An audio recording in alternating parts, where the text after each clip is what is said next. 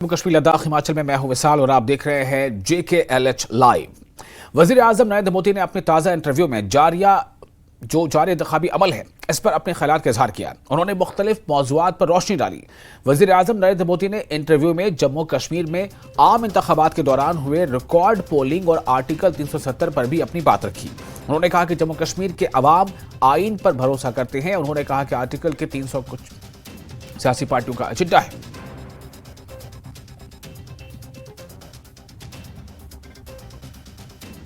स्थिति बदली है उसके संदर्भ में सबसे तो पहले मैं मेरे देश के न्याय तंत्र को प्रार्थना करना चाहता हूँ कि अगर सरकार किसी काम को करने के लिए उसका एक डिजाइन होती है, उसकी एक स्ट्रेटेजी होती है। ऐसी समस्याओं के समाधान के लिए उस स्ट्रेटेजी के तहत काम करना होता था। अब उसके लिए कभी मुझे इंटरनेट बंद करना पड़ा, कोई NGO कोर्ट चला गया और वो बड़ा कोर्ट के अंदर बड़ा इशू बन गया। आज समझिए कि भले मैंने कुछ समय के लिए इंटरनेट बंद किया था, लेकिन आज बड़े गर्व के साथ वहाँ के बच्चे कहते हैं कि 5 साल से इंटरनेट बंद नहीं हुआ है, 5 साल से हमें सब सुविधाएं मिल रही है। कुछ दिन तकलीफ हुई लेकिन अच्छे काम के लिए हुई थी। अब वो अदालत के अंदर जब विवादों में चढ़ जाता है तब चीज़ें गड़बड़ा जाती है। तो ऐसे जो NGO हैं जिन्होंने अदालतों के भरोसे लड़ाई लड़ना शुरू किया है, एक तो देश को उनसे बचाना बहुत ज़रूरी है। दूसरा, वहाँ का सामान्य मानवी जब मतदान करता है ना, तब वो सिर्फ किसी को जिताता ऐसा नहीं है जी। मतदान करता है मतलब भारत के संविधान को गले लगाता है। मतदान करता है तब भारत की सरकार बनाने में वो गर्व के साथ भागीदारी करता है। मतदान करता है मतलब कि भारत के सार्वभौमत्व के प्रति अपना समर्पण व्यक्त करता है। दूसरा, उनको विश्वास हुआ कि ये सरकार ऐसी है कि जहां फेयरनेस है, हम भरोसा कर सकते हैं कि ये सही होगा। और जब उसको ये विश्वास हो जाता है कि ये कोई हेरा फेरी नहीं हो रही है, तो वो पक्का वोट करने के लिए उत्साह से आता है। और उसका परिणाम है कि आज मतदान यानी 40-40 साल के रिकॉर्ड टूट चुके हैं। मेरे लिए बहुत सबसे बड़ी संतोष की बात है कि मेरे कश्मीर के मेरे भाई बहन, मेरे परिवारजन उमंग और उत्साह के साथ मतदान के लिए आगे आए। उन्होंने मतदान करके दुनिया को एक मैसेज दे दिया है। जो लोग आशंकाएं करते थे उनको एक मैसेज दे दिया है। सिर्फ ये 5-4 परिवारों का ही एजेंडा था जी। ये न कश्मीर की जनता का एजेंडा था, न देश के लोगों का एजेंडा था। ये अपने फायदे के लिए ये 370 की ऐसी एक दीवार बना के बैठे थे ताकि कोई झोंक न पाए। और कहते थे 370 हटेगी तो आग लग जाएगी। वो कहते थे 370 हटेगी तो कश्मीर चला जाएगा। आज ये सत्य हो गया कि 370 हटने के बाद ज़्यादा एकता की अनुभूति हो रही है। कश्मीर के लोगों का अपनापन ज़्यादा बढ़ रहा है और इसलिए इसका सीधा परिणाम चुनावों में भी दिखाई देता है, टूरिज्म में दिखाई दे रहा है। G20 समिट वहाँ होती है, बड़े शान से कश्मीर ने उनका स्वागत किया पूरी दुनिया का। और इसलिए ये कैसे झूठी दीवारें खड़ी कर करके देश को टुकड़ों में देखा गया, इसका यह उदाहरण है और उसको मैंने ध्वस्त किया है। और आपको बताया कि वजीर आजम नरेंद्र मोदी पर नेशनल कॉन्फ्रेंस के सीनियर लीडर शेख बशीर ने पलटवार किया है। न्यूज़ 18 से बात करते हुए शेख बशीर अहमद ने कहा कि दफा 370 तीनों खित्तों के अवाम के मफाद के लिए, तहफ़्फ़ुज़ के लिए थी।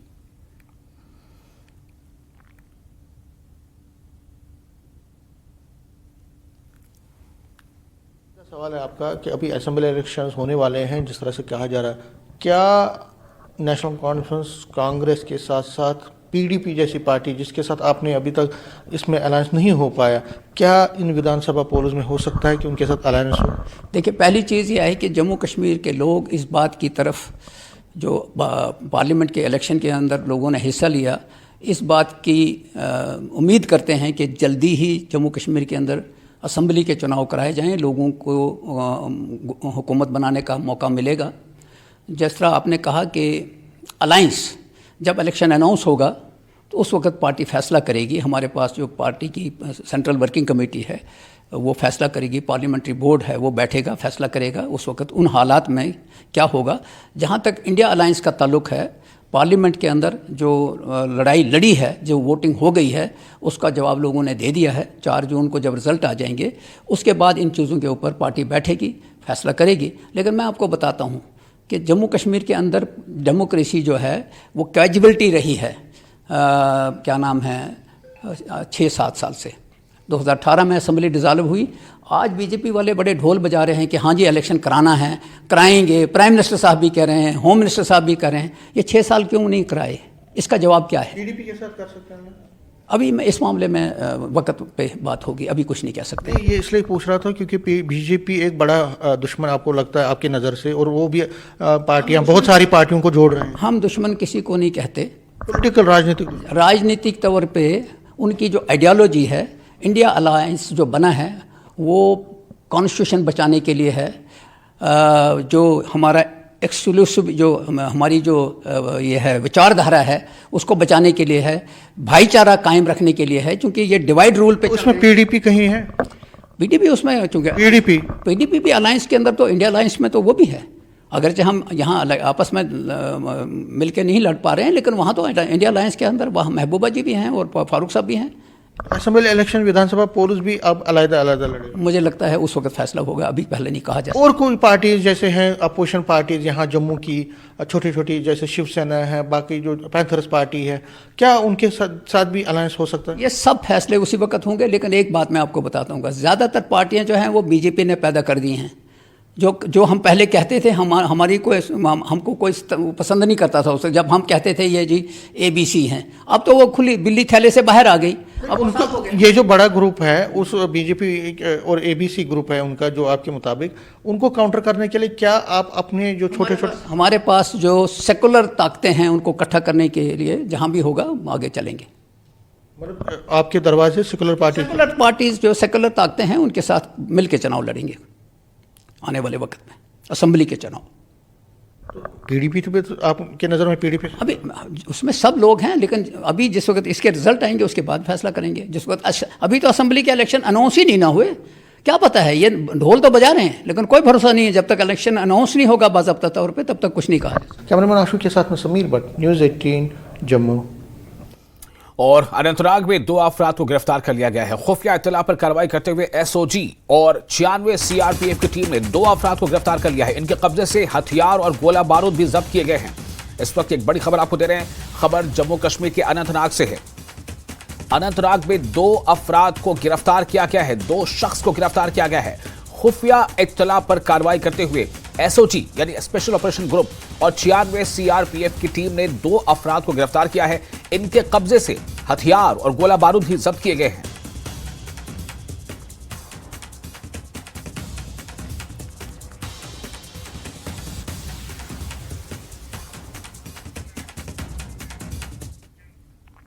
बारामूला पुलिस ने पाकिस्तान में मुकीम 2 टेरर हैंडलर्स की जायदादों को कुर्क कर दिया है।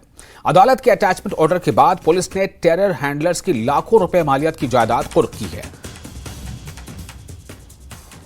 CRPC के सेक्शन 83 के तहत यह कार्रवाई की गई है। जलालुद्दीन वल्द राज मोहम्मद साकिन जंबोर पटन और मोहम्मद साकी वल्द मस्ताना भट्टी साकिन कमालकोट उड़ी की जायदादें कुर्क की गई हैं।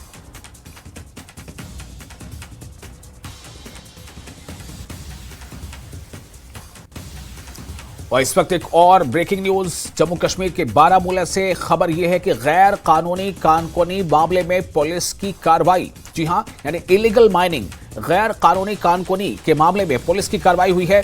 गोनीपुरा, कंजर और मुनागान में कार्रवाई की गई है। 7 टिपर और 2 ट्रैक्टर भी जब्त कर लिए गए हैं। और साथ ही साथ जो खबर उसके मुताबिक 2 ड्राइवरों को भी गिरफ्तार किया गया है। जम्मू कश्मीर की बारामूला से बड़ी खबर, गैर कानूनी कानकोनी यानी इलीगल माइनिंग मामले में पुलिस की कार्रवाई हुई है। गोनीपुरा, कंजर और मुनागान में कार्रवाई करते हुए 7 टिपर्स और 2 ट्रैक्टर्स को जब्त किया गया है। 2 ड्राइवरों को भी गिरफ्तार किया गया है।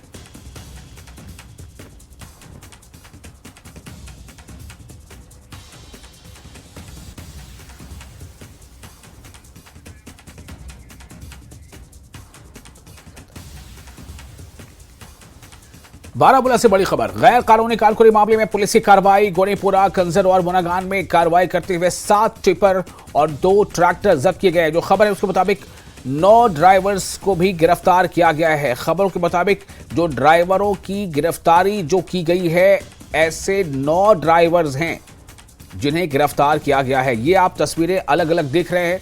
इन तस्वीरों से यह जाहिर है कि इलीगल माइनिंग को किसी तरह से बर्दाश्त नहीं किया जा रहा है। इलीगल माइनिंग के खिलाफ प्रशासन सख्त है, एडमिनिस्ट्रेशन सख्त है, पुलिस जो है कार्रवाई कर रही है। यह खबर बारामूला से है, जहां गैर कानूनी कारकुनी मामले में पुलिस की कार्रवाई। गोनीपुरा, कंजर और मुनागान में कार्रवाई की गई है। 7 टिपर और 2 ट्रैक्टर जब्त किए गए हैं और 9 ड्राइवर को गिरफ्तार किया गया है। फिलहाल एक छोटा सा ब्रेक, जल्द हाजिर होते हैं।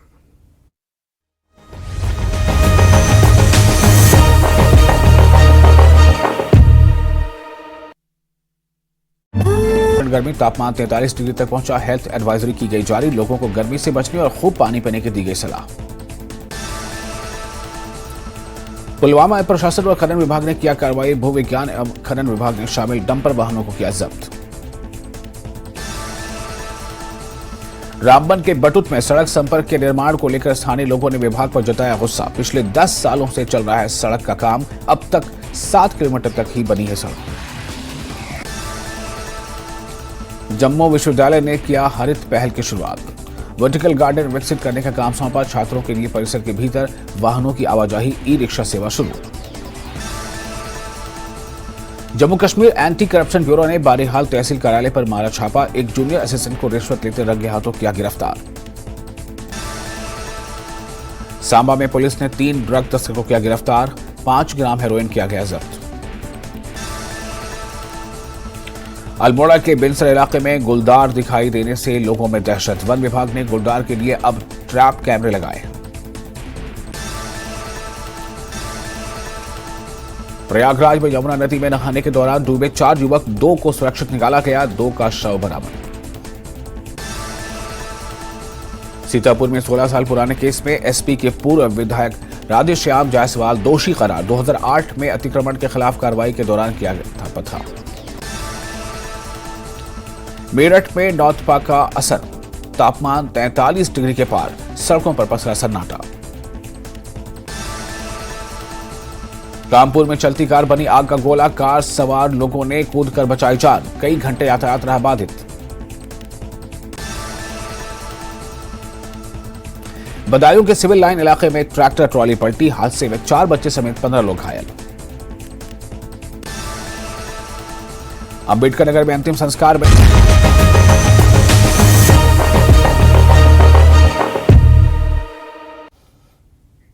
ब्रेक के बाद एक बार फिर आपका स्वागत है। साबा के वेरपुर के खड़ा बताना में पुरस्कार धमाका हुआ है। इस धमाके की वीडियो फुटेज भी सामने आ गई है। इस पुरस्कार धमाके में 3 अफराद जख्मी हो गए थे, जिन्हें अस्पताल में दाखिल करा दिया गया है। पुलिस धमाके की जांच में जुटी है। ये आप 2 तस्वीरें स्क्रीन पर देख रहे हैं। एक पहली तस्वीर है जिसमें वो पुरस्कार धमाका होता है। धमाके के जद में 3 अफराद आते हैं, वो जख्मी हो जाते हैं। इन 3 जख्मियों में 2 महिलाएं शामिल हैं, ख्वातीन शामिल हैं। दूसरी तरफ आप देखिए, ये वो शेल है जिसके बारे में बताया जा रहा है कि जंग आलू शेल था जो फट पड़ा है और जिसके नतीजे में 3 लोग जख्मी हुए और जिनका अस्पताल इलाज में चल रहा है। इन 3 जख्मियों में से 2 ख्वातीन भी शामिल हैं। तो ये दूसरी तस्वीर जो आप स्क्रीन पर देख रहे हैं, इसमें आप देख सकते हैं कि वहाँ अस्पताल की ये तस्वीरें हैं। और पहली तस्वीर में जो धमाका है वो सीसीटीवी फुटेज आपके सामने है। तो ये पूरा सारा धमाका है। हालांकि ये बात सामने आ रही है कि एक पुराना जंग आलूद एक शल था, वो फट पड़ा है, गोला फट पड़ा, लेकिन पुलिस जो है वो कई नुक्ते से इसकी छानबीन में जुटी है।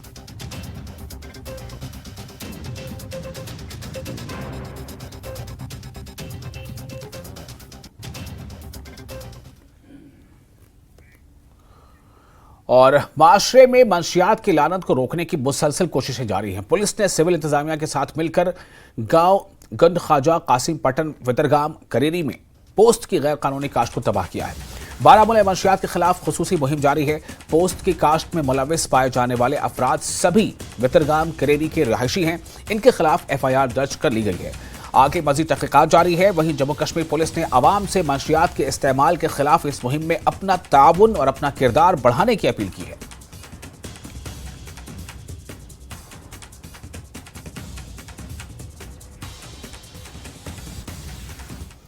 रियासी में दरिया चनाब के बांध सलाल का गेट खोलने से खतरा बढ़ गया है। दरअसल बांध के गेट खोलने के बाद निचले इलाकों में पानी का बहाव ज्यादा होने लगा है। बता दें कि चनाब नदी का पानी हिंदुस्तान से होते हुए पाकिस्तान में जाता है, जिसके चलते दोनों ही देशों में खतरा बढ़ जाता है।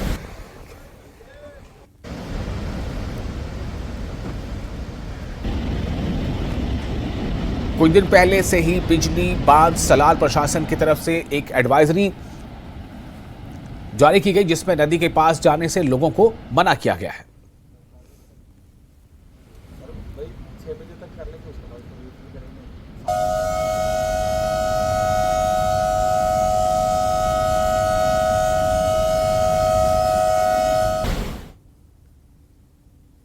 एक्चुअली में सलाल पावर स्टेशन के लिए हाई फ्लो सीजन का जो क्लासिफिकेशन था ये 15 मई से सितंबर तक है, 15 सितंबर तक, और इस बीच में रिवर का डिस्चार्ज बढ़ जाता है। एज सच यहाँ पे dam safety point of view से फ्लशिंग अनिवार्य हो जाता है रिजर्वायर मैनुअल के हिसाब से, जो कि महीने में एक बार या 1500 क्यूमेक से अधिक का अगर डिस्चार्ज आता है तो करना होता है। अभी हमने ऑब्जर्व किया कि पिछले 3-4 दिनों में 1500 क्यूमेक से अधिक पानी आ रहा था। एज सच हमने शेड्यूल्ड प्लानिंग करते हुए स्टेट एडमिनिस्ट्रेशन से भी बात की और उनको सूचित किया कि हम इसमें फ्लशिंग करना चाह रहे हैं, और इसी कार्यान्वयन को हम आज करने जा रहे हैं। हाँ, ये हाई फ्लो सीजन में तो ऐसे भी दरिया के किनारे जाना से बचना चाहिए। कारण ये होता है कि कभी भी पानी का बहाव अगर बढ़ता है तो हमें गेट ओपनिंग करनी पड़ती है। चूंकि अभी हम रिजर्वायर फ्लशिंग कर रहे हैं तो अतः इसमें ये हो जाता है कि डाउनस्ट्रीम साइड में अभी पानी ज़्यादा रहेगा। 1500 क्यूमेक से थोड़ा ज़्यादा ही आ रहा है, अभी करीब करीब 1700-1800 क्यूमेक्स के करीब है। तो ऐसे भी रिवर बैंक के क्रॉस जाना इस पर्टिकुलर सीजन में एडवाइजेबल नहीं है। दरिया चनाब के निकट खड़े होने का खतरा भारत से लेकर के पाकिस्तान तक इस समय बना हुआ है, क्योंकि दरिया चनाब के ऊपर जम्मू कश्मीर के रियासी में बनाए गए विद्युत बांध सलाल के 12 गेट जो है वो खोल दिए गए हैं। और ये कहा जा रहा है कि अब दरिया चनाब के निकट खड़े होना खतरे से बिल्कुल भी खाली नहीं है। आप तस्वीरों के जरिए सामने देख सकते हैं कि पानी का फ्लो कितना ज्यादा जो है वो इस समय बना हुआ है, और इस दरिया चनाब का पानी जो है भारत से नहीं होते हुए जो है वो पाकिस्तान तक ये पानी जाता है, और इसे पानी के निकट खड़ा होना जो है वो बिल्कुल भी खतरे से खाली नहीं है। ये भी कहा जा रहा है कि दरिया चनाब के ऊपर जो जम्मू कश्मीर के विभिन्न इलाकों में जो एक्टिविटीज हुआ करती थी, जिसमें रियासी में मुख्य रूप से राफ्टिंग होती है, वो भी जो है वो इस समय बंद रखी गई है। फिलहाल दरिया चनाब का जलस्तर काफी ज्यादा बढ़ गया था, जिसके चलते सलाल पावर स्टेशन प्रशासन की तरफ से ये फैसला लिया गया था कि अब इसे जो है वो फ्लश किया जाएगा, इसे जो है वो कहीं ना कहीं वॉश किया जाएगा। उसी के चलते जो है 12 के 12 गेट जो है वो खोल दिए गए हैं, और ये पानी का स्तर जो है वो आप देख सकते हैं इस डैम के निचले इलाकों में जो है वो इस समय काफी ज्यादा पानी जो है वो चल रहा है, और ये पानी जो है वो भारत से होते हुए पाकिस्तान तक जाता है, और इसका नुकसान दरिया चनाब के निकट खड़े होने का भारत से लेकर के पाकिस्तान तक जो वो बना हुआ है। न्यूज़ 18 नेटवर्क के लिए करणदीप सिंह, रियासी, सलाल डैम।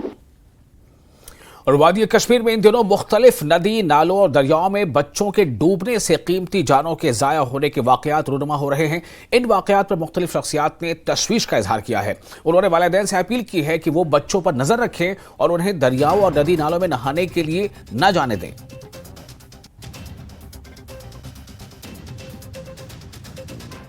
पेश आती हैं, जैसे एक माँ बाप भी वो भी ज़ाया हो जाता है और वो बच्चा भी ज़ाया हो जाता है। जैसे हमने देखा कि कल ही एक दिलदोज़ वाक़या यहाँ पर पटन इलाके में आया, या श्रीनगर की बात करें वहाँ पर भी एक दिलदोज़ वाक़या पेश है, जैसे कि नौनहाल बच्चे जो है आजकल नदी नालों में डूब रहे हैं। वजह सिर्फ ये है कि वो पेरेंट्स उनको नज़रअंदाज करते हैं। जैसे कि हम देखते हैं गर्मी के अयाम चल रहे हैं, वहाँ पर स्कूल से जो बच्चे आते हैं वो सीधे जाते हैं नदी नालों में नहाने के लिए, लेकिन एक पेरेंट उन पर नज़र नहीं रखते हैं। तो कम से कम एक पेरेंट को ये चाहे जब उनका बच्चा स्कूल से आए वो उनको पता चले कि वो नदी की तरफ जा रहा है, उनके साथ जाए या उनको वहाँ ना जाने दे। न्यूज़ 18 की माध्यम से तमाम वालिदैन से ये अपील करना चाहता हूँ कि वो अपने बच्चों को इस तपती गर्मी में नज़र गुज़र रखे, क्योंकि वो नहाने के लिए नदी नालों दरियाओं के पास जाते हैं, चश्मों के पास जाते हैं और वहाँ उनको डूबने का ख़तरा रहता है। मैं गुजारिश करता हूँ तमाम वालिदैन से कि वो अपने बच्चों को अपने पास रखे और उनके ऊपर नज़र रखे ताकि ऐसे हादसात न हो जाए।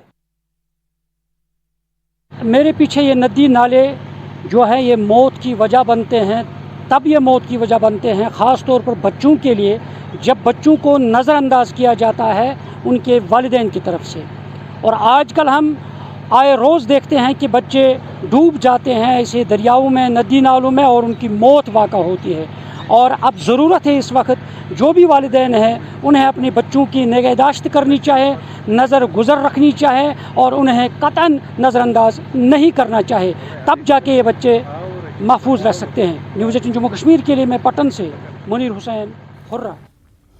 शौकत अहमद और जहूर अहमद, इन दोनों को श्रीनगर के सफाकदल में एक नाबालिग लड़की को दरियाए जहलम में डूबने से बचाने के लिए एजाज से नवाजा गया, इन्हें इनाम दिया गया। दरअसल इन्होंने अपनी जान की परवाह किए बगैर दरिया जहलम में छलांग लगा दी और बड़ी मुश्किल के बाद बच्चे को बाहर निकाला, जो बच्चा डूब रहा था।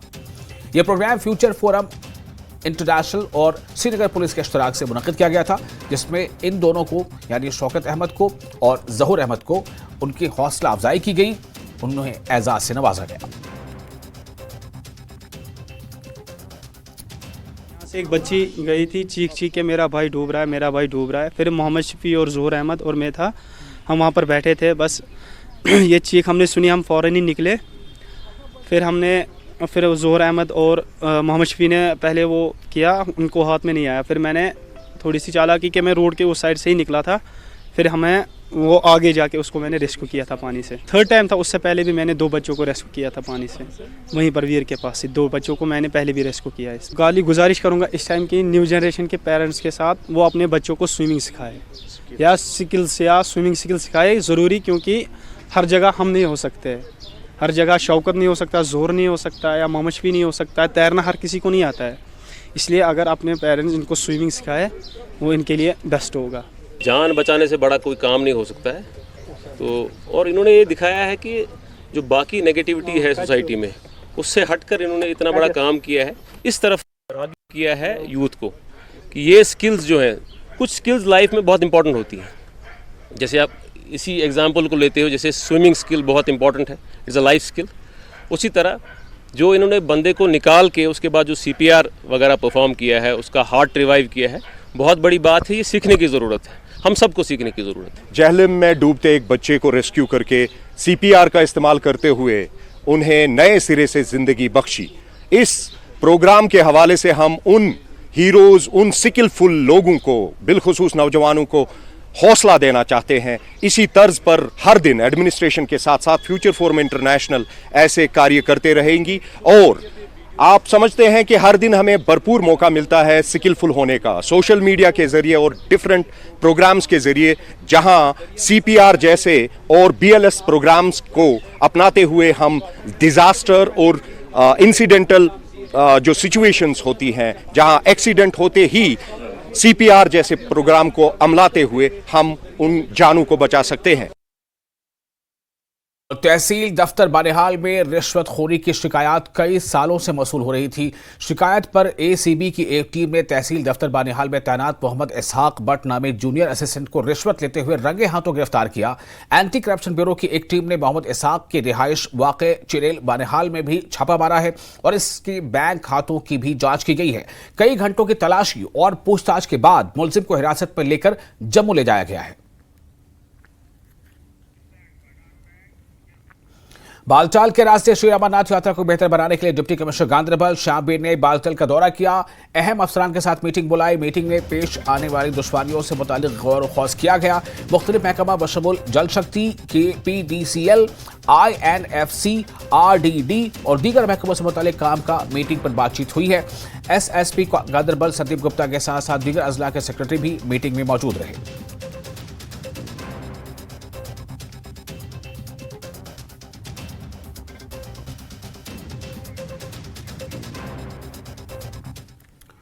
वादी कश्मीर में फिल्म बंदी करने के लिए फिल्मसाजों और हिदायतकारों का तांता लगा है। इसी कड़ी में रोहित शेट्टी भी वहां पहुंचे। उनकी फिल्म सिंघम अगेन की फिल्म बंदी हो रही है, यानी फिल्म मेकिंग हो रही है, जिसमें अदाकार अजय देवगन और जैकी श्रॉफ हैं। रोहित शेट्टी ने फिल्म बंदी के बाद सोशल मीडिया पर ट्वीट किया है। उन्होंने लिखा है कि जन्नत नज़ीर कश्मीर में कभी दहशतगर्दी, बेचैनी और बेइत्मीनानी थी, समाजी जिंदगी खत्म हो चुकी थी, लेकिन आर्टिकल 370 की मनसूखी के बाद यहाँ हालात बदले हैं। हम यहाँ सिंघम अगेन की शूटिंग कर रहे हैं। नए कश्मीर में खुशी, तवानाई, अमन है।